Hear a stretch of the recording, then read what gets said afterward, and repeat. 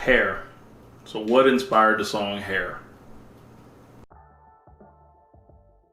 Alright, welcome back to Family Music Life Deconstructed. This is your boy Rich Latta, and today we're going to talk about my song Hair, one of the more popular songs that I've released on this album. I was randomly checking the streaming numbers ever since I've started doing this Deconstructed series, and Hair, out of the tracks, is one of the most popular ones on there, if not the top.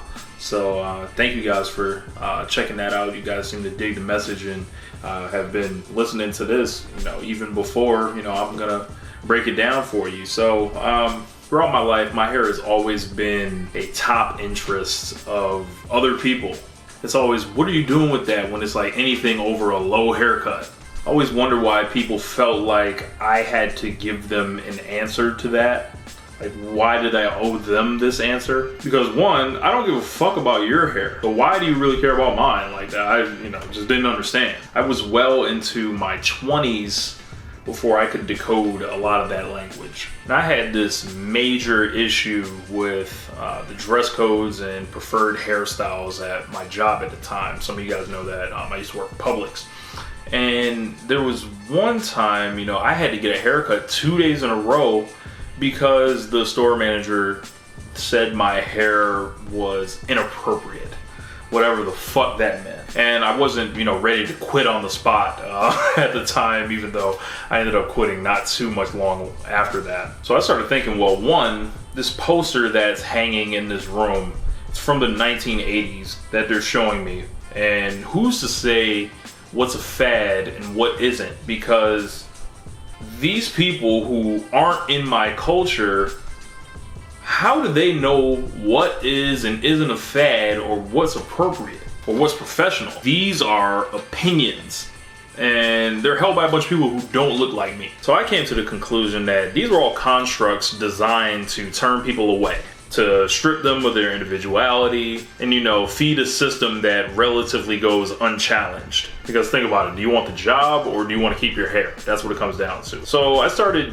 coming across these different stories about people getting fired from their jobs over what their hair looks like, not being able to get jobs. And I literally saw that with my own eyes. Like, someone, would get called for an interview, they'd walk in, dressed, for the occasion, and you would see them go in the office, and I'd see it from just a couple feet away, see them go in, and if they come out in 2 minutes, the first thing that the manager asked them was are you willing to cut your hair? And that's wrong. Like, it's bullshit, quite frankly. And then, like, schools as well, I started seeing stuff about little girls getting sent home for having braids in their hair, different rulings going to district courts across the country.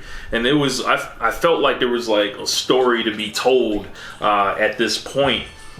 I remember India Irie had a song that kind of explored this same like kind of concept for her and women, and I felt like, as a rapper, I could get even more detailed with it because I didn't have to harmonize and worry about sounding good while I did it. I could really just dissect the issue lyrically. So as I was undertaking this song, I knew I couldn't just speak from my perspective on this, because this song was bigger than just Rich Latta, the rapper.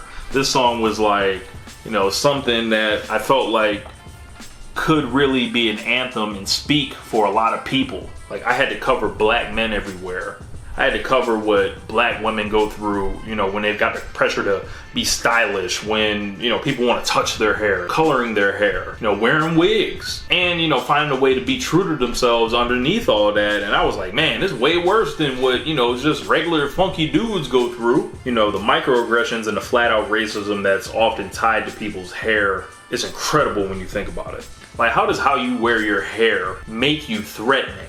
Like, it doesn't do anything, it just sits there. Like, I see my hair as a way to express myself, and hair in general for a lot of people is something that they use to express themselves, whether it's a mohawk, whether it's dreads, whether it's braids, whether it's a low haircut, whether it's you know, a ponytail, whether it's 2 mohawks, whatever they want to do. I feel like it's their hair. So in this particular case, I married myself to this concept from a black perspective. So if there's anyone else that wants to make this song about, you know, their people or their culture, go right ahead. But I think I covered it all when it comes to black folks. This song was meant to be triumphant, defiant, analytical, and flat out dismissive of a lot of like people that do these things like without even knowing they're doing it. I really want to make people ask themselves, why do I have to bother this black person about how they're presenting their hair?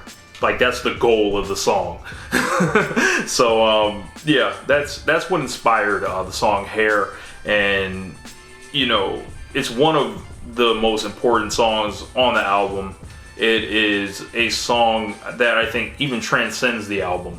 It's its own movie. It's its own separate piece of art. And I know I'm talking about my own song, right? But I really believe in this. So that's just how it's gonna be. So but anyway, my name is Rich, and make sure you guys check that song out. And now that you see what inspired that song, if it changes anything for how you heard it the first time, if you've never heard it at all, I'd love to see what you guys think about it. Let me know in the comment section, and stay tuned for more videos from Family Music Life Deconstructed.